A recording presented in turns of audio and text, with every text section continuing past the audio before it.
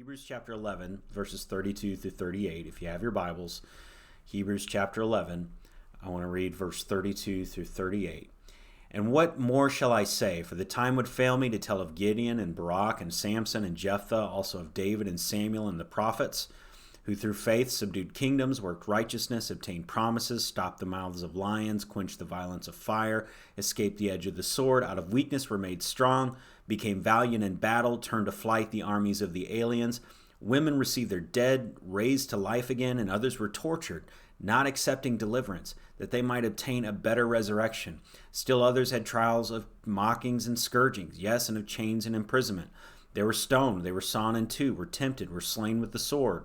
They wandered about in sheepskins and goatskins, being destitute, afflicted, tormented, of whom the world was not worthy. They wandered in deserts and mountains and dens and caves of the earth. So here you have this mixed story of people that had incredible triumph and people that had incredible suffering, but they were amazing, these people, because they had incredible faith to go through things. And even though in the natural some that they suffered, it was a victory because they made the annals of the heroes of faith. Their lives mattered. So because they had their eye on something bigger than them. They had their eye on the prize. They had their eye on God. And these people, Hebrews chapter 11, we talked about some of them just briefly last time in the book of Judges, but these guys did some mountain-moving, incredible things. And what were the qualities? What's the thing that unifies all? Well, faith. Hebrews chapter 11, these are the heroes of faith. And I once did a study on these heroes in particular, and I found 5 commonalities, 5 traits that made them heroes and connected with faith. All of it's connected to faith. But I saw that a real hero has hero role models, first of all. They were following someone. What are we talking about? We're talking about leadership. We're talking about teamwork. We're talking about things like that. They were following somebody. They had heroes. You're following people. There's people that you follow, and there's people that are following you.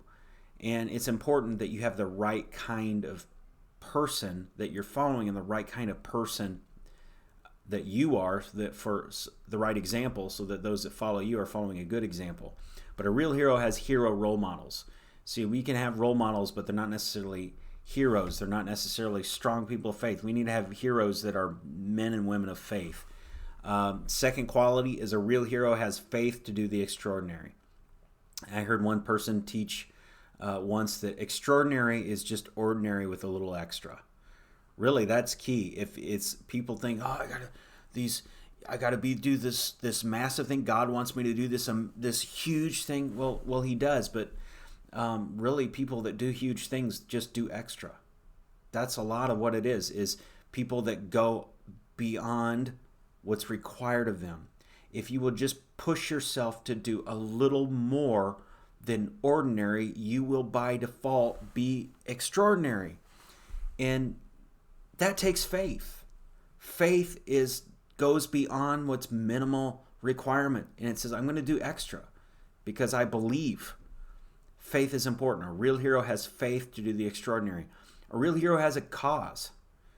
There's a cause. David saw Goliath. He saw all the people of Israel hiding. He said, is there not a cause?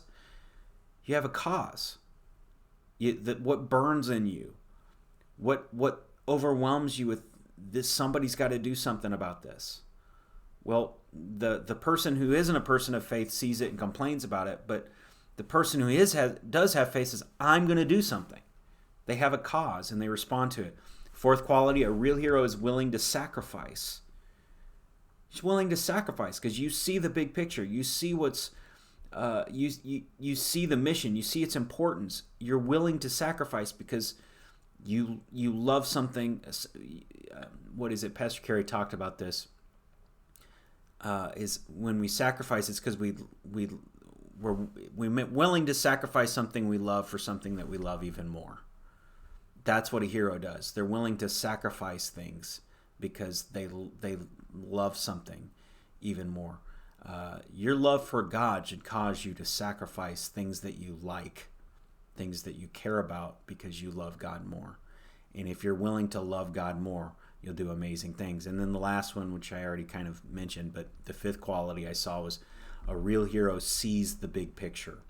These are all traits of people that do amazing things because they believed. They had faith.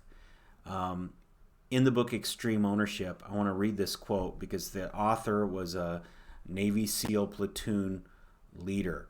And he made this statement. So this guy who's effective, because if his leadership was bad, people died. If his leadership was good, bad guys died. But this is what he said. In order to convince and inspire others to follow and accomplish a mission, a leader must be a true believer in the mission. Even when others doubt and question the amount of risk, asking, is it worth it? The leader must believe in the greater cause. If a leader does not believe, he or she will not take the risks required to overcome the inevitable challenges necessary to win. And they will not be able to convince others, especially the frontline troops who must execute the mission, to do so. Far more important than training or equipment, a resolute belief in the mission is critical for any team or organization to win and achieve big results. You know what he's saying in a nutshell? It takes faith. You have to believe in the mission. Because if you go into a fight, you go into a job situation, you go into a troubling family scenario, a marriage problem sometime that you guys may have someday, because guess what? You guys will be married someday for the most part. So, except for some of you we wonder about. But yeah, I believe all of you at some point will be married. And there's going to be challenges. When you're on your job, there's going to be challenges. When you're all kinds of scenarios, there's going to be challenges that are overwhelming. What are you going to do? You have to believe that you're going to win. Because if you don't, you say, no, I'm going to lose, you won't take the risk. You know, a boxer, if he goes into a ring and he expects I'm gonna lose this fight, he's right. He'll get his butt kicked. But if the boxer goes in and says, I'm going to tear this guy apart, even if the guy's bigger than them, even if he's better than him, if he goes in with a mindset, I'm going to tear this guy apart, he just might do it. And so that's the kind of mindset that we have to have, is we have to believe. Because if we're fearful, we won't take the necessary risk. But if you go into, we're going to do this thing, you go and you have that mindset, you will be successful, and you will do what most people quit before they see the results. You have to believe. And if you as a leader believe, people will believe in you and people will follow you. If you question yourself and you're waffling and you're insecure, the people that are following you are going to question it too. If you don't believe in the mission and in what you're supposed to be doing, the people that help you aren't going to believe in that. If I'm as the administrator, if I'm at church, if I'm pessimistic about something, it's going to affect negatively the whole staff. So it's very important that when we see a challenge, and I think for the most part, a lot of our staff has this mindset. If there's a challenge and it's hard, we just figure it out because we're going to do it. That's what you have to do. So what happens if the leadership lacks confidence? Well, then the people that are under that leader are going to start questioning the mission. Oh, I don't know if this is worth it, and then they'll get their butts kicked. The same's true in life. So how important is faith? How important is believing? We can see examples. I mean, we've had this in the past. Our faith is supposed to be connected to God and not people. But every time there's some sort of leadership failing, we went through this as a youth group. We had a leader that was actively involved with Mission 180 that was living a double life, compromised with sin. And it came out. And then there were people in the youth program, people in the college age program, that they saw this leader's failing and they just backslid. They just said, well, then they start questioning everything. And it shouldn't be that way. Our faith should be connected to God, not a personality. But the fact is if you're on a mission together with people and the person over you does things that cause you to question the value of the mission, it affects your faith. So leadership failings shake the faith of the team. So you need to believe. So how do you do that? Because why? Because if you are the person that you have a leader that has given you instructions, you're like, well, I don't know about that. I don't know if this is going to work. Pastor, you guys, there might be all these scenarios and you're questioning, why are we being asked to do this? Well, you need to know the answer to that question. It's not enough to say, because I said so. You need to know, because you cannot have faith without conviction, and you cannot have conviction if you don't understand. So rather than say that leader has a bad idea, you as a leader, as an underleader, because we're all leaders in this group, you need to ask questions. So a leader has to communicate with his team so that they believe in the mission. But you, as someone that's on the front line, have to be willing to ask questions so that you understand the mission so that you can believe in it as well. So you can't have faith without conviction, and if you don't understand something, you need to understand it so that you have stronger conviction. Now, are there times where you just need to obey and do what you're told without understanding everything? Of course. But even that is, you have to have faith in the people that you're working with together as a team. Ultimately, you build your faith in God and you trust God in things, but you also got to trust people to some degree. But if you believe in that person, you'll have more confidence even if you don't understand all the missions. So be the kind of leader that you want the leader in your life to be to you. You be that kind of leader for somebody else and have a good leadership mentality wherever you're at. So here's the thing. If you're on the front lines, it's very difficult to see the big picture because you're just immersed with what's in front of you. And it's important in that scenario that you have leadership, you have someone that's detached from the front lines that sees the bigger picture so that there's good strategy and there's good plans that are being carried out.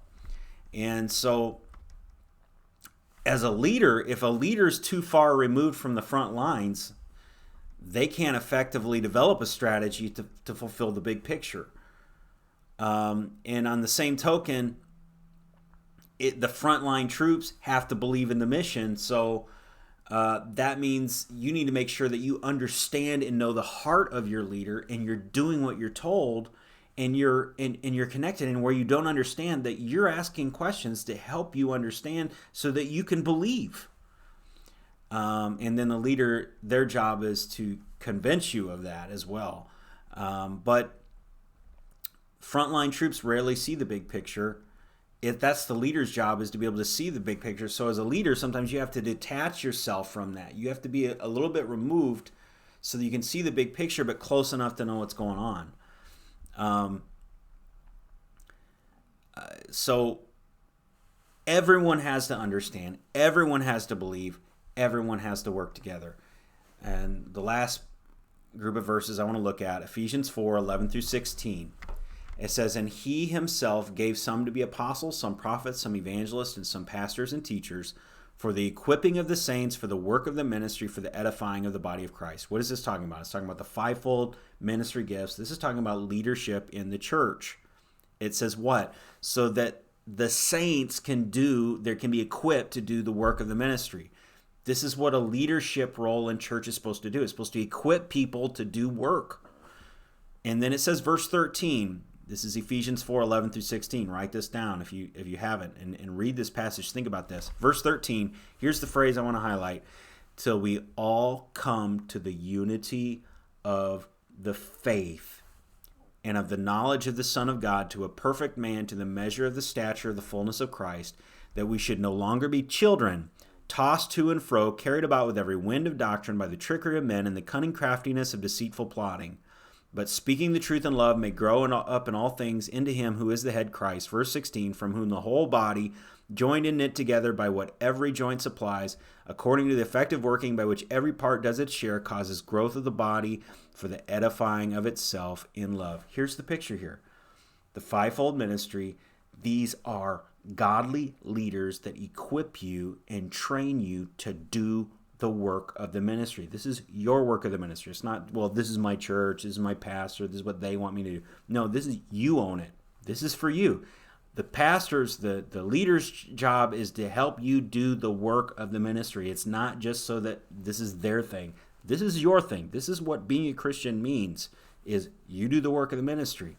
And their job is to communicate that. Why?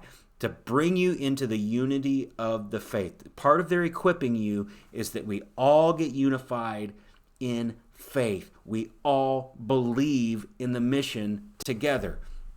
And why? It says, because if you aren't in unity of the faith, if you don't all believe in the mission, then it's basically says you didn't grow up. You're like children tossed around.